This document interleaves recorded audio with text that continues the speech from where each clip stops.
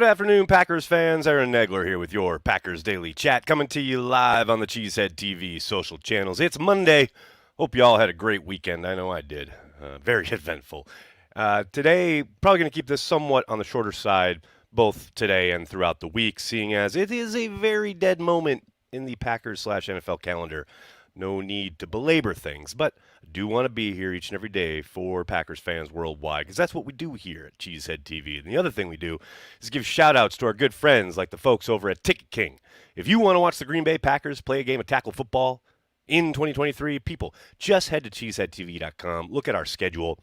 You'll find individualized links for each and every game, home and away, preseason, regular season, every single game. You know you want to utilize a local company like Ticket King, not a national group like Ticketmaster or StubHub or SeatGeek. You want to use Ticket King. They've been based in Wisconsin since the early 90s. They have a spot directly across from Lambeau Field. Make sure you check them out if you're in the Green Bay area. Otherwise, head to cheeseheadtv.com or use our app. Any way you can, help our friends at Ticket King, because that's what that's all about. Or something. Oh, good to see everybody in the comments already mixing it up. Sorry, going early today. That may also become a regular occurrence here for the balance of the summer. I have an event with my youngest daughter this evening that I have to attend, so got to get it up and out a little earlier than usual today. Good to see everybody. The one thing I wanted to talk about before we launched into questions was I often kind of peruse the national perception of the Green Bay Packers, and lots of previews coming out right now. If you missed it, highly recommend checking out my appearance over at the Pick Six podcast. Katie Mox and Will Brinson over there at NFL on CBS. Great podcast that they do covering the entire league. I was on, obviously, to help preview the Packers season.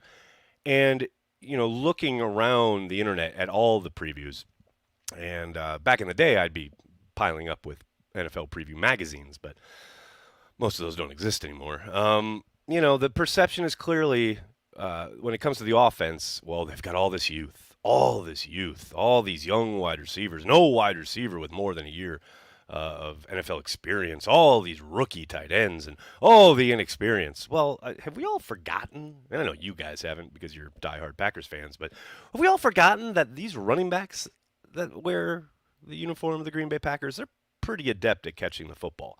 It seems pretty clear to me that when you do have a bunch of guys with a very little NFL experience, perhaps you want to lean on the guy or guys who have done it a bit, And obviously, Aaron Jones has been utilized from time to time in that regard.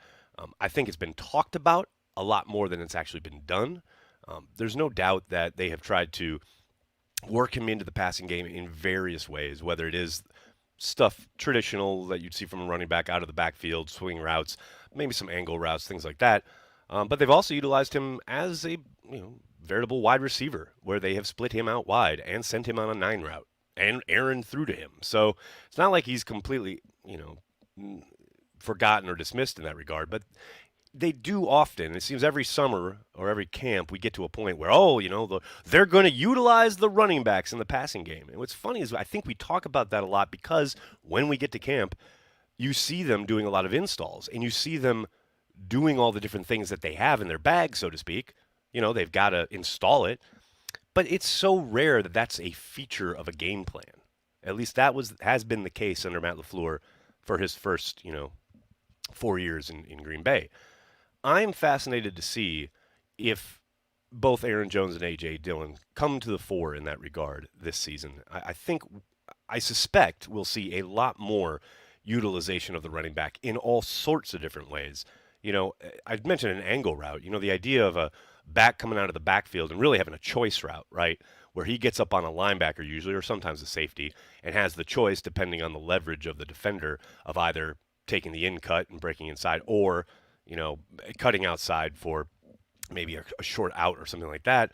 I think we're going to see a little bit more of that, especially when it comes to Aaron Jones. And I think that can only help Jordan Love, right? Especially getting into rhythm, getting him some, nothing's easy in the NFL, but some easier throws and reads and getting the ball out of his hand quickly and all of that good stuff. I think this offense, the way it is set up and with the amount of inexperience they have at wide receiver and tight end, seems obvious to me that Aaron Jones and probably a lesser degree A.J. Dillon are going to have to be a major focal point of the passing game. Now, I say all of this with a monster kind of asterisk caveat of there were things heading into last year that I thought were obvious as far as personnel usage, and some of that never even came to the fore. So maybe it's not so obvious in the land of the NFL, but sitting on the outside looking in, seems clear to me that your best bet is to utilize those guys as weapons in the passing game because I think they can be. It's not to say I think they're going to turn into Jerry Rice or anything, but they can certainly help your young quarterback, and I expect them to. Good to see everybody. Hope you're all doing well. Aaron Harper's here. What's up, man? Joe's here. What's up, Joe? Gary, of course, Gary's here. How are you guys doing? Ben Larson, how are you, man? Aaron's, oh gosh. See, this is how deep into the offseason we are. Aaron Harper's in here talking about the weather. Hey, Aaron, we finally got rain in northern Wisconsin. Go Pack, go. And remember, the Bears still suck. Well, at least you got a Bear still suck in there. Yeah, there's been thunderstorms throughout New York today, and I think there's going to be some more tonight. Had kind of angled on going to the kind of Brewers-Mets game tonight, but my daughter's thing and then now rain, I'm thinking I'm not going to make the effort. I'll go tomorrow. What's going on? I'm cheering for Goodson to grab the number 3 running back spot. Taylor is solid, but I think Goodson has more upside. It's fun. I see this a lot, and I get it. I understand. Goodson certainly looked the part when the ball was in his hand last summer, right? Whether that was training camp practices, whether that was in-game action in the preseason. But, man, the pass pro issue is real. And Taylor is light years better in that regard. And that's undoubtedly why he gets more opportunities. At least he did last year. And while Taylor isn't as flashy, and he certainly doesn't have the kind of explosiveness that Goodson has put on display, I understand coaching staffs wanting to stick with Taylor and making sure that when they call whatever pass play, that block is going to get shorn up. I mean, look no further. There's a great rep from Taylor down in Miami on Christmas Day last year where he saves Rogers Bacon and allows Aaron to hit a big pass downfield. It's a very real consideration, and I get it, man. Goodson is exciting. There is zero doubt about it. And hey, I've told this story a million times. I'll probably be telling it the rest of my football life. Brandon Jackson came into the NFL. He looked absolutely terrible in pass protection. He became the greatest pass pro blocker I've ever seen in my life at the running back spot, ever. I mean, just the ability to use his leverage, to know the scheme like the back of his hand, to always be able to, basically sort through the wash of the rush and know exactly where he was supposed to be to meet this guy, and to get under him with his pads and stop the momentum and make sure the quarterback had a clean pocket to step up into. Brandon was amazing. And like I said, he started he looked lost in pass pro. I mean, both from an assignment standpoint and just technique and strength and getting bowled over all the time. So just because a guy looks bad early his rookie year or even early on in his career doesn't mean he can't learn, doesn't mean he can't improve. And maybe that's the case with Goodson. And I'll tell you what, if Goodson does improve in that regard, yeah, he's got a pretty good shot. Pretty good shot. But that is the one thing. And it's a pretty important one. Michael, thanks for the super chat.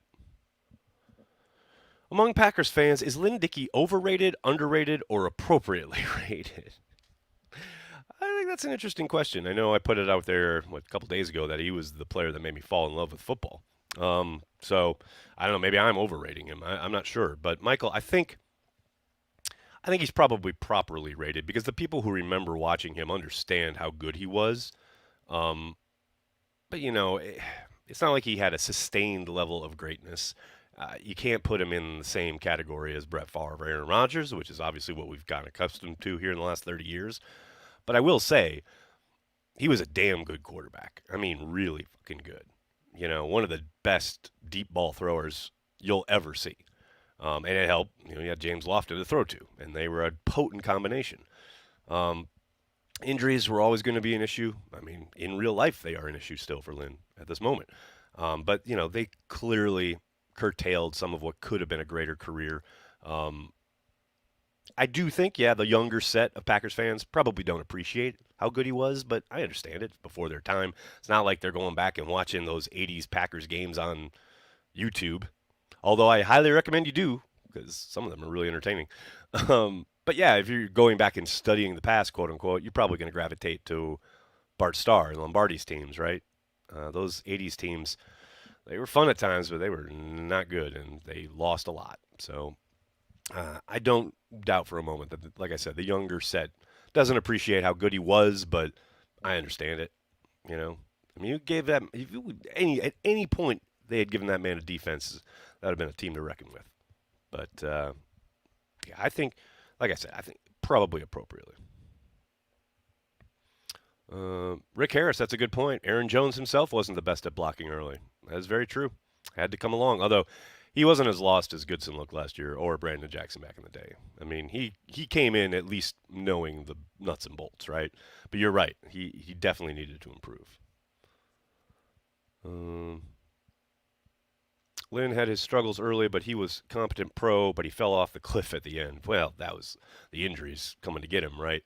And yeah, I would say he's more than a competent pro. I mean, I understand what you're saying, but that man, most of his passing records are the records that Aaron Rodgers was breaking during his time in Green Bay. I mean, he could sling it, man. And just going back and watching those games, it's incredible to see the kind of evolution of NFL offense and the fact that he's never in shotgun, always dropping back like 15 steps or something. And the way they would toss the ball around downfield, it's so impressive. Deep stuff, like 25-yard in cuts, and he's hitting, Lofton or Jefferson on a dime or Epps or whoever, Kaufman down the seam. I mean, the number of seam balls he threw that, man, we haven't seen that in Green Bay in a long time. Just effortless, too. Yeah, he was impressive. Like I said, I think I've told this story before. But when I was a kid, I had a Green Bay Packers helmet, and I would go out in the yard and I would play football by myself. I would drop back and pretend I was like the quarterback of the Green Bay Packers and throw it up in the air and then dive and catch it in the whole 9 yards. And one time I was laying on the ground injured because that's what would happen from time to time with Lynn. And my mom came out and was like, "Aaron, it's lunchtime." And I said, "But Mom, I'm injured." She was ruining the story. Good times, good times. Joe, what's up, man? Thanks for the super chat. Jones caught 59 passes in 2022, but only 6.7 yards per carry. Too many checkdowns and poor screens as opposed to the running of the routes downfield. They weren't as successful downfield last year. There's no doubt about it. I know Aaron tried to hit him on a few of the go type things. They just weren't in sync in that regard. So I do not doubt for a moment that it's part of it, right? I also think, to your point, they really like that kind of quick screen game, the run solution, as I like to call it. Sometimes they'll run it to a wide receiver. Sometimes they'll run it to the back.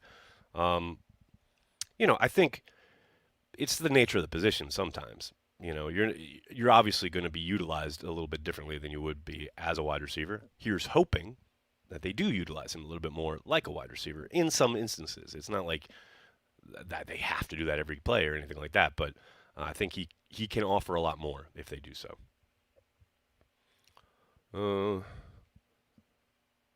Nathan, God forbid the Packers aren't very good over the next few years and end up with a top 2 pick. Top 2? How bad do you expect them to be, Nathan?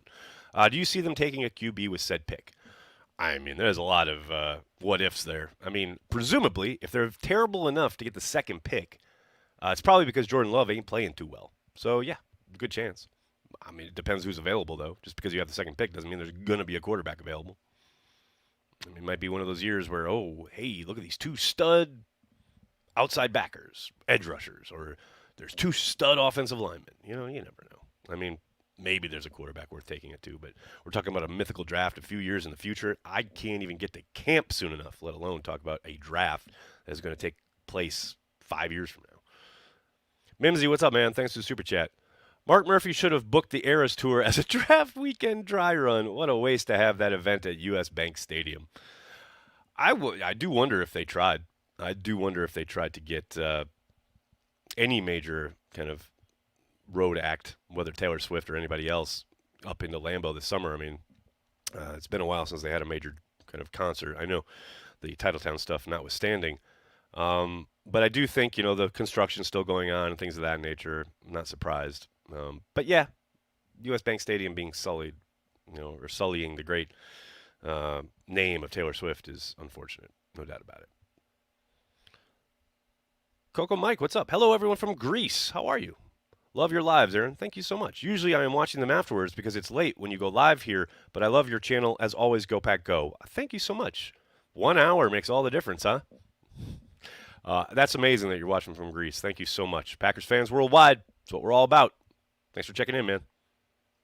Matt says the Packers are going to win the division. Well, Matt, if they do that, it's going to ruin Nathan's whole idea here that they stink and they're going to have a top 2 pick. I'm kidding. I kid. I jest a little bit. Justin, thanks for the super chat. Will Corey attend Wisconsin versus Notre Dame in 2026? If by attend you mean sit in his house, then yes. You didn't go to the soccer game. He didn't go to LSU, Wisconsin. I don't think he's going to Notre Dame, Wisconsin. But he'll enjoy the vibe. It is dope. I mean, that weekend when LSU was in town, the vibes were high. And Corey enjoyed every moment. What else we got here? Hey, Nags, congrats to me. I just received my season tickets after 30 years of waiting. Going to retire to Green Bay from Jersey. George, that is awesome. Congratulations, man. That reminds me, this summer I have to check to see where I am. I think I'm like at 15,000 or 20,000 or something like that. Dude, that is so great. I'm so happy for you. Oh, man, that has got to be just the most amazing feeling. And the fact that you're going to retire from Jersey, from the swamps into God's country, that's great, man. Congratulations. Really, really happy for you. Ooh, Lucas, good question. You think Vikings keep Cousins after this year? Man, it's a tricky one. Probably not, but I could see a case either way. We'll see where they finish, what they think might be available in the draft and or free agency. But, yeah, I suspect, new GM, he's got to find his guy, right? Good chance they want to move on. But, again, there's going to be a lot in play to make that decision. All right, everybody, I'm going to have to get going. I can't thank you enough for hanging out and talking Packers each and every day, Monday through Friday, right here on the Cheesehead TV social channels. Please do me a monster favor. Hit like on this video, subscribe to the channel, and then tell your friends and tell your family. Cheesehead TV, we are devoted to Green Bay Packers fans worldwide. Thanks a lot, everybody. Have a great day. Go Pack Go.